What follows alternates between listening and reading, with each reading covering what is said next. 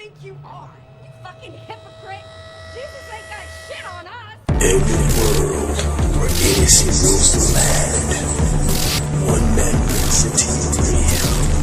Zombie Picture Show. V-Gates, everyone. Hope all of you are doing well. I really do. This is an introduction to atheism on DarkTheAtheist channel. Atheism series on DarkTheAtheist channel. My name is Zombie Picture Show. Well, the name of my channel is Zombie Picture Show. My name is Dr. Chaos. You may call me Dr. Chaos. Fitting. Anyway, I PM'd, yes I am James, since he is running DarkTheAtheist channel. Subscribe to both channels, amazing content on both channels. So yes, I PM'd him and I asked him if I could take part in this series, and he said yes. He emailed me a couple of questions, actually 7 to be exact. I'm going to try to get this done in less than 15 minutes, or probably a little bit more than 15 minutes, within that time frame. The first question is, for me, an atheist is a person without God or gods, a person with the intellect to think freely, a person with the intellect to say, you know what, this doesn't make sense at all, a person who only listens to science and does the research. For me, that is an atheist.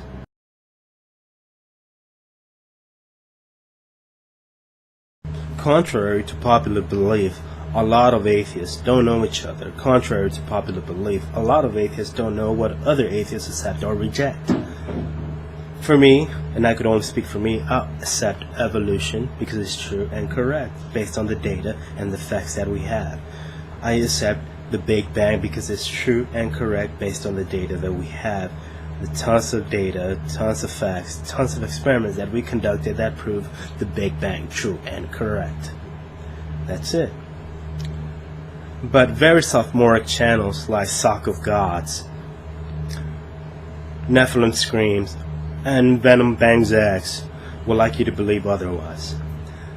The sophomoric of them all is Sock of God, and his constant questioning on evolution, and his constant sophomoric question on, well, why is there not enough macro-transitional fossils?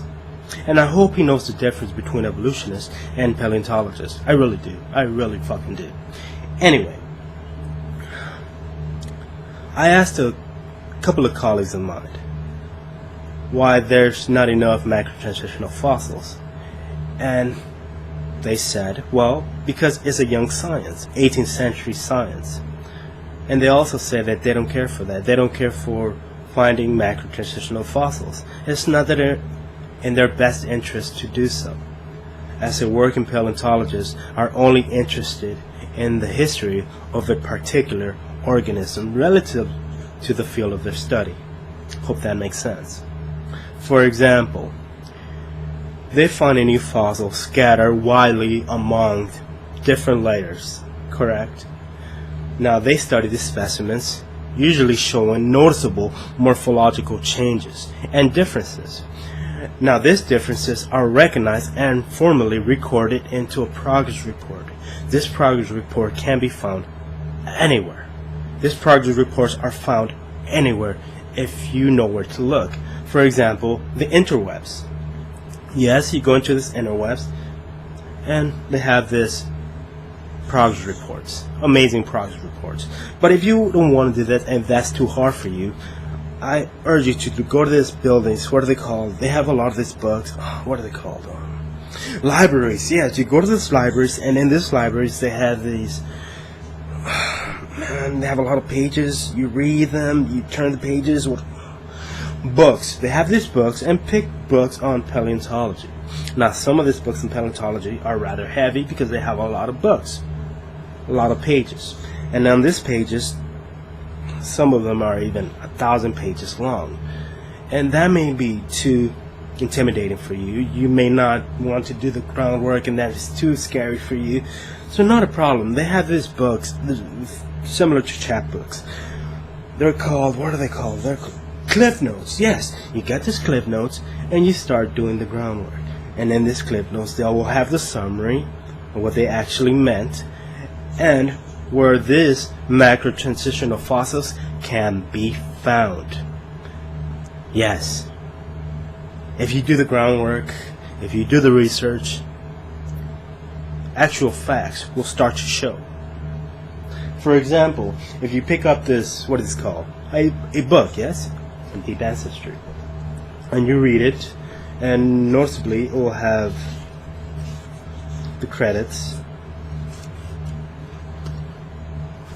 references, and in this references, you check this references out. Make sure that this book checks out. Don't believe in what you read until it checks out. If you believe in anything that you read, then don't read. I don't like this question. Perfectly, I don't like the last word. Believe.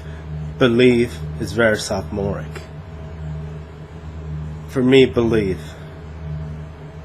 doesn't exist for me. I don't believe in anything. I know what the data, my math, my experiments tell me. And my experiments prove to me that whether something is true or not true. Believe is very sophomoric. Believe hinders progress. Believe hinders intelligence. Take, for example, believe, as what Kierkegaard said, faith and faith. For me, that's what belief stands for. It's not like that. It's not like that for me. I know what I know to be true because of my data.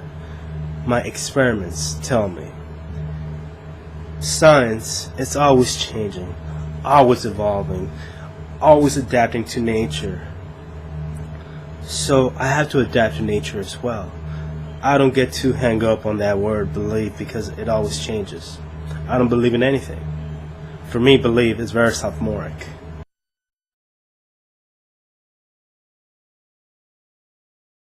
Oh yes, a very important question that deserves its own video, but this is just the clip notes. What if I was to tell you, and you could quote me on this, that everything that we do is derived by motives? Ergo, there's no objective morality, or no objective morals, only subjective. Because everything that we do is around us, and what's around us tells us what to do, so there is indeed no free will. But I'll get to that in another video. As I said, this is just the clip notes. I get my morals through my logic, my way of thinking, my experiments, my math. My logic tells me how to act. Given a situation, if I see something, I will act accordingly, based on what my logic tells me. For me, I leave emotion at the door. Emotions hinders progress, hinders the mind, and doesn't let it act accordingly. So I get my morals through my logic, my way of thinking. As I stated previously, I don't believe in anything. I go by what nature and my experiments tell me.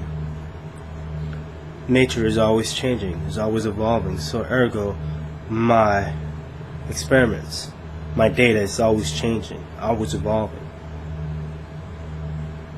Belief hinders progress, hinders intelligence.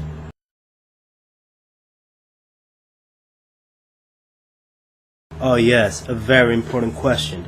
Why do we attack religion, especially Christianity? Because Christianity is the worst that human condition ever had to offer. Christianity has hindered science in the 16th, 17th, 18th, 19th, even the 20th century has hindered science. Christianity is the worst of all evil that the human condition ever thought of. Christianity has killed brilliant minds. February 17, 1600, Giordano Bruno, the first heretic to be burned at the stake, a scientist. Christianity is the worst that human condition ever put down. It has turned people into mindless zombies. And it has told people that to pay them 10% of their check to be allowed into heaven. Mindless babble written on a book. Why do we attack Christianity? Because it hinders progress. It has turned intelligent people into retarded, very sophomoric individuals.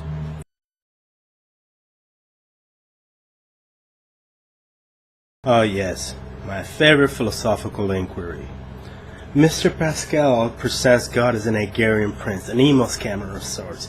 Great promises seem too good to be true, but it also is too good to walk away from, right? It's okay, you give your church 10% as stated in the Bible, because heaven depends on this 10%, since there is so much at stake, your soul and all. So what if I'm wrong? I'll just go to heaven and say, you know what, Kukulkan, you never presented yourself when I asked you to, so Kukulkan, I'm sorry, man. You apparently are God. Where the fuck were you when I told you to kill Gary Shandling? That is all I have.